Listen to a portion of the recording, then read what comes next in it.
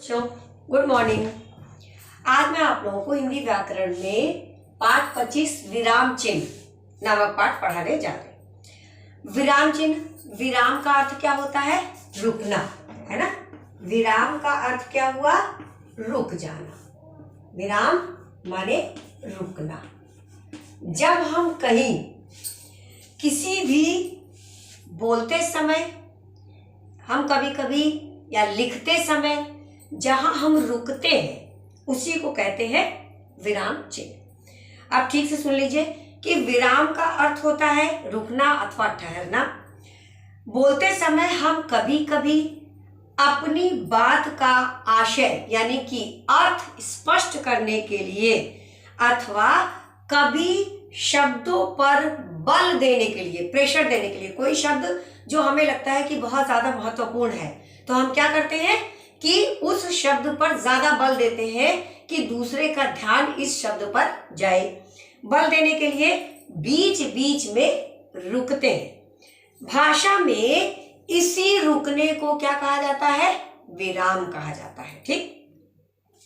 भाषा के लिखित रूप में विराम को प्रकट करने के लिए कुछ चिन्हों का प्रयोग किया जाता है। जब हम लिखते हैं, ठीक, मान लिया जब तक हम बोल रहे हैं तो बोलने में हम जहां जहां रुकते हैं वो हो गया कि हम विराम ले रहे हैं। लेकिन लिखने के लिए तो हमें किसी ऐसी चीज की आवश्यकता पड़ती है ना कि जिससे ये पता चले कि यहां से यहां तक हमने लिखा तो ये जो जाकर के पूर्ण हो गया, अब हम यहाँ पर रुक रहे हैं, फिर से नए सिरे से नई शुरुआत कर रहे हैं। तो वो हो गया आपका लिखने के लिए। जब हम लिखते हैं और लिखने में रुकने के लिए हम क्या करते हैं? कुछ चिन्हों का प्रयोग करते हैं। अब ठीक से इस चीज को समझ लीजिए कि विराम चिन्ह होता क्या है ना। विराम चिन्ह क्या है? विराम चिन्ह किसे कहते हैं? विराम चिन्ह देखिए कि लिखित भाषा में भावों और विचारों को, है ना, लिखित भाषा में, ये विराम चिन्ह की परिभाषा है। लिखित भाषा में भावों और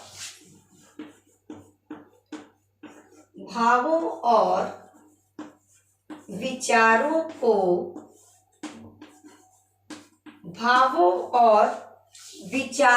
को स्पष्ट करने के लिए, स्पष्ट करने हेतु या लिए, जो भी लिख सकते हैं, स्पष्ट करने हेतु जो ठहराव के लिए, है ना, हेतु जो ठहराव के लिए यानी रुकने के लिए चिन्हों का प्रयोग किया जाता है। चिन्हों का प्रयोग किया जाता है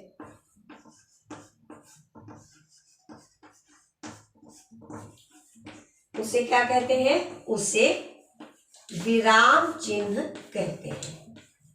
उसे हम विराम चिन्ह कहते हैं। ये हो गया आपका विराम चिन्ह की परिभाषा। लिखित भाषा में भावों और विचारों को स्पष्ट करने हेतु जो ठहराव के लिए चिन्हों का प्रयोग किया जाता है उसे हम कहते हैं विराम चिन्ह। और हिंदी भाषा में प्रयोग होने वाले विराम चिन्ह जो है वो निम्नलिखित है। अब कौन कौन से हैं विराम चिन्ह, ये हम आपको बता देते हैं।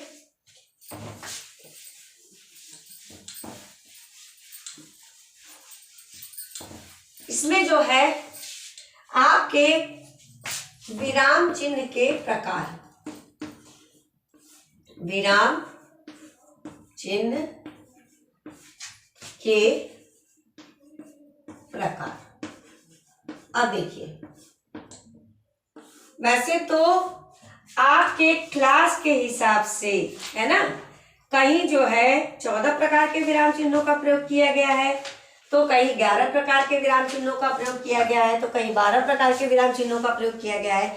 लेकिन आपके क्लास 8 की इस किताब में जो है 12 प्रकार के विराम चिन्हों का प्रयोग किया गया है, जिसमें पहला जो है आपका आ जाता है पूर्ण विराम।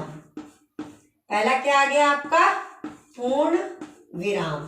पूर्ण विराम चिन्ह क्या है? ये जो कि पूर्ण विराम क्या हो जाता है? हिंदी भाषा में पूर्ण विराम जो प्रश्नवाचक या विस्मयादिबोधक वाक्यों को छोड़कर, है ना, सभी सामान्य कथनों के पश्चात पूर्ण विराम लगाया जाता है। नहीं, विस्मयादिबोधक नहीं, प्रश्नवाचक वाक्यों को छोड़कर सभी सामान्य कथनों के आगे पूर्ण विराम का प्रयोग किया जाता है। क्यों? क्योंकि प्रश्नवाचक में हम जब प्रश्न पूछते हैं, है ना, ये देखिए पूर्ण विराम, प्रश्नवाचक में क्या होता है, हम प्रश्न पूछते हैं तो प्रश्नवाचक चिन्ह का प्रयोग किया जाता है। ठीक, फिर अप्रत्यक्ष प्रश्नों के अंत में भी पूर्ण विराम लगाया जाता है। जैसे कि तुम्हें क्या पता कि उसने क्या कहा, यह अप्रत्यक्ष प्रश्न है, प्रत्यक्ष प्रश्न नहीं है, है ना। तो जैसे कविता, दोहे या छंद के चरण के अंत में पूर्ण विराम लगाया जाता है। कविता है, दोहा है, छंद है, इस चरण के अंत में भी पूर्ण विराम का प्रयोग करते हैं। कैसे कैसे करते हैं? सबसे पहले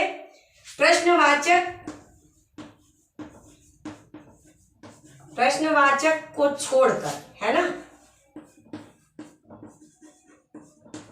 प्रश्नवाचक को छोड़कर सभी वाक्यों के अंत में, सभी वाक्यों के अंत में इसका प्रयोग करते हैं हम। ठीक, फिर अप्रत्यक्ष प्रश्नों के अंत में, अप्रत्यक्ष यानी जो ये क्लियर नहीं है कि प्रश्न है कि क्या है, अप्रत्यक्ष प्रश्नों के अंत में। ठीक, फिर उसके बाद जो है आपका आ जाता है तीसरा कि कविता, दोहे व छंद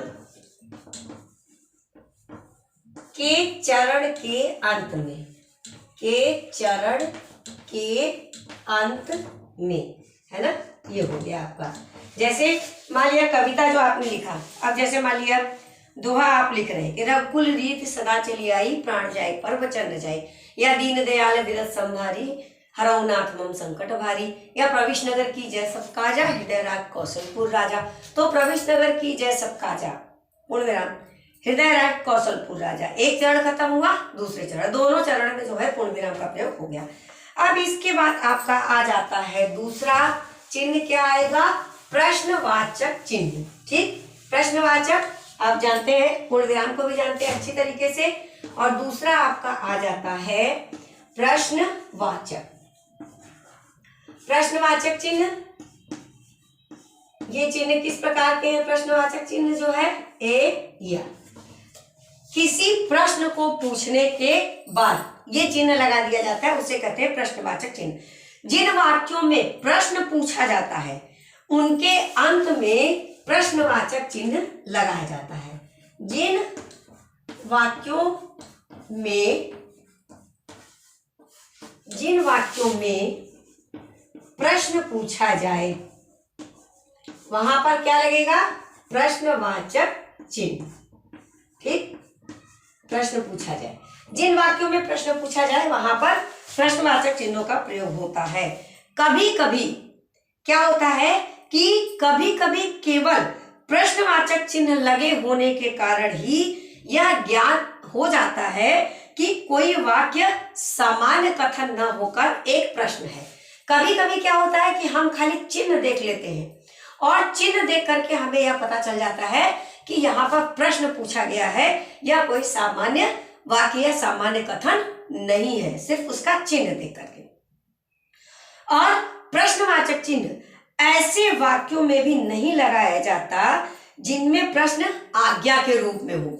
अगर प्रश्न जो पूछा जा रहा है वह आज्ञा के रूप में पूछा जाए, किसी को आज्ञा देने के रूप में पूछा जाए, तब वहां पर प्रश्नवाचक चिन्ह का प्रयोग नहीं होता।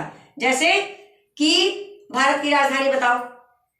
अब ये आज्ञावाचक के रूप में पूछा गया है ना, जैसे मान लिया है तो ये प्रश्न ही, जैसे कहा गया कि भारत की राजधानी बताओ, ठीक है। अब यहां पर प्रश्नवाचक चिन्ह न लग करके कौन सा चिन्ह लगेगा, पूर्ण विराम। क्यों, क्योंकि यह आज्ञार्थक है, आज्ञावाचक है। इसमें प्रश्न जो पूछा गया है वह आज्ञावाचक तरीके से पूछा गया है, ठीक है। भारत की राजधानी बताओ, आज्ञावाचक, ना कि यह पूछा गया कि भारत की राजधानी क्या है। समझ में आ गया। तो इस तरीके से जो है आपका हो जाता है कि प्रश्नवाचक चिन्ह कभी कभी ऐसे चीजों में प्रश्नवाचक चिन्ह का प्रयोग नहीं होता जिसमें प्रश्न आज्ञा के रूप में पूछा जाए। फिर आश्चर्य प्रकट करने वाले वाक्यों के अंत में विस्मयादि बोधक चिन्ह लगाए जाते हैं, है ना। नहीं, ये तो आपको पता ही है कि विस्मयादि बोधक चिन्ह का प्रयोग कहाँ होता है, ये अभी हम आपको प्रश्नवाचक बता रहे थे। तो प्रश्नवाचक में क्या है कि हम चिन्ह को देख करके ही समझ जाते हैं कभी कभी कि यहाँ पर यह प्रश्न पूछा गया है, लेकिन ध्यान देने योग्य बात कौन सी है कि जो प्रश्न आज्ञावाचक रूप में पूछा जाए वहां पर प्रश्नवाचक चिन्हों का प्रयोग नहीं किया जाता, ठीक। अब इसके बाद तीसरा आपका आ जाता है, तीसरा आपका आ गया कौन सा, विस्मयादि बोधक, है ना। तीसरा आपका आ गया विस्मयादि बोधक। इससे भी आप अच्छी तरीके से जानते हैं, हर्ष, शोक, घृणा, है ना, इन सब चीजों में विस्मयादि बोधक चिन्ह का प्रयोग किया जाता है।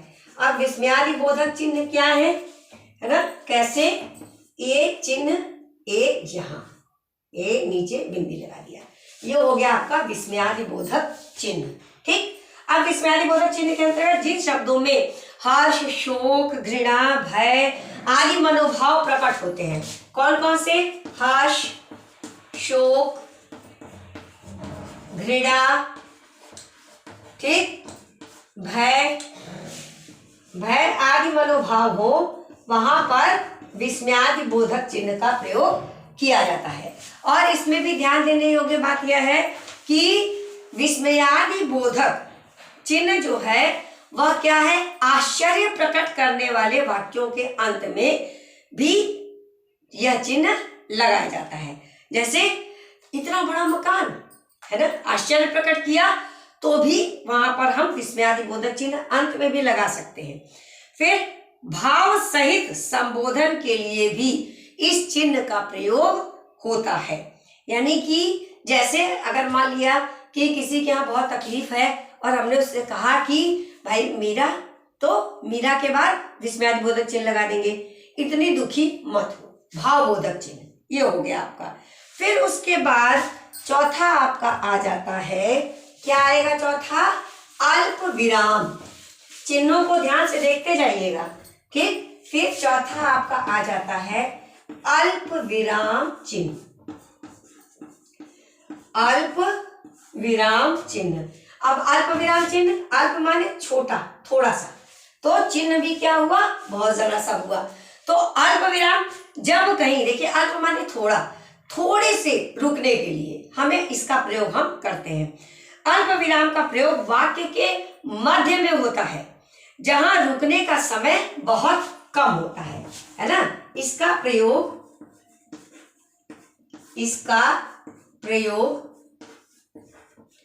वाक्य के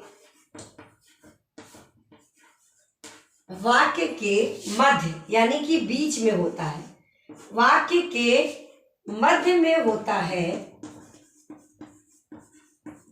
वाक्य के मध्य में होता है जहां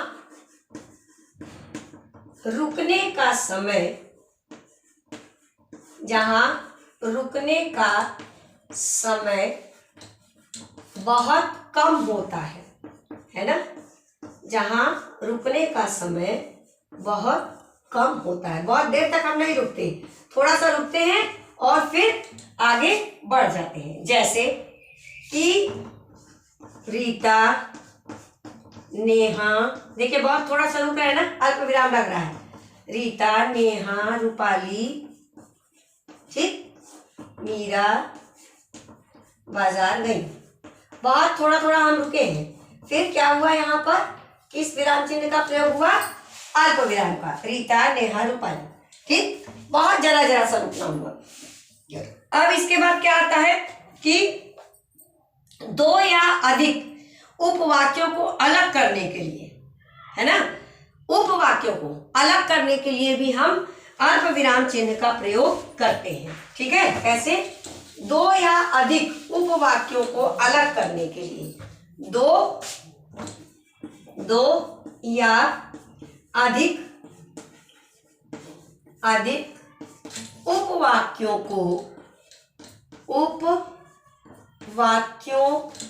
को अलग करने के लिए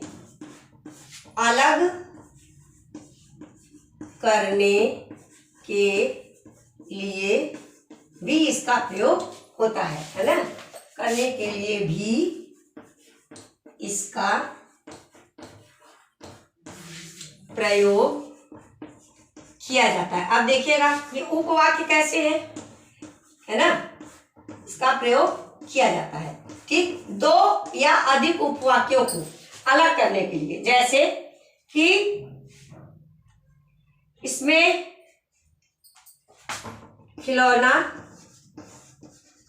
अब ये देखिएगा दो उपवाक्य हो जाएंगे, खिलौना अच्छा है, ये एक वाक्य हो गया, यहां पर हमने अल्प विराम लगा दिया। ठीक, इसे खरीद लो, ये दूसरा, इसे खरीद लो।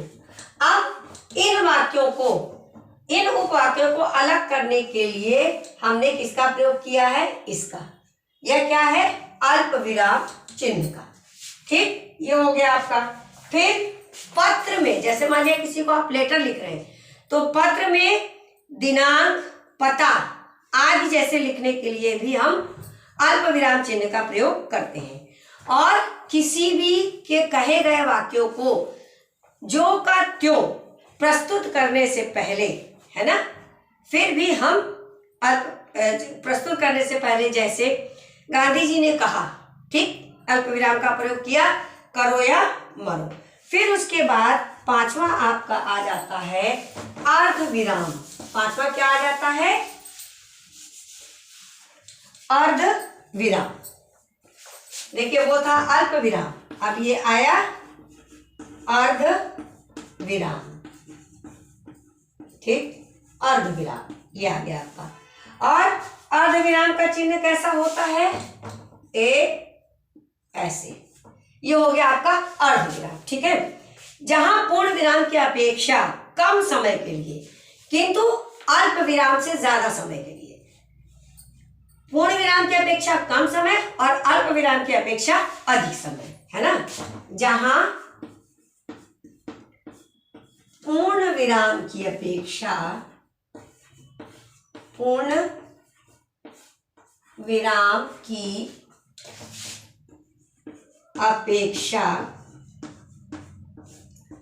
कम समय तथा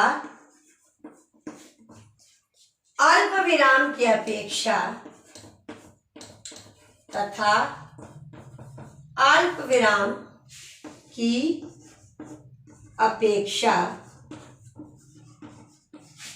अधिक समय का प्रयोग हो, वहां पर किसका प्रयोग किया जाता है, अर्ध विराम का। अधिक समय का प्रयोग किया जाए वहां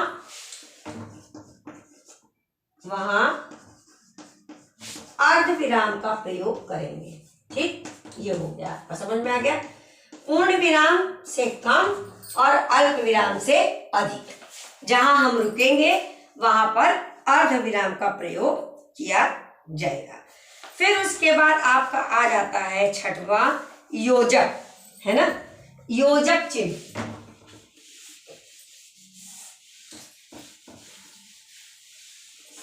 छठा आपका आ गया योजक।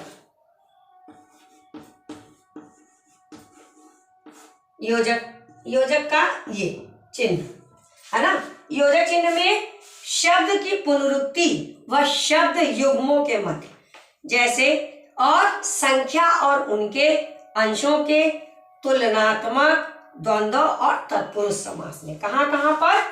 शब्द, दो शब्दों को जोड़ने, है ना, पुनरुक्ति, जैसे कभी कभी, है ना, फिर भाई बहन।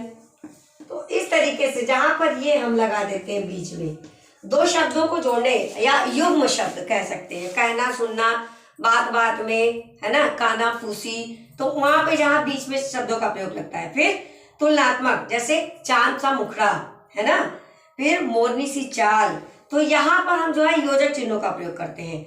और द्वंद्व और तत्पुरुष समास में, जैसे सुख दुख, मातृभक्ति, क्या करेंगे हम? योजक चिन्ह का प्रयोग करेंगे। तो फिर आपको हम नंबर 7 से लेकर के 12 तक, यानी कि जो है निर्देशिका, निर्देशक चिन्ह से आपको हम अगले वीडियो में बताएंगे। धन्यवाद।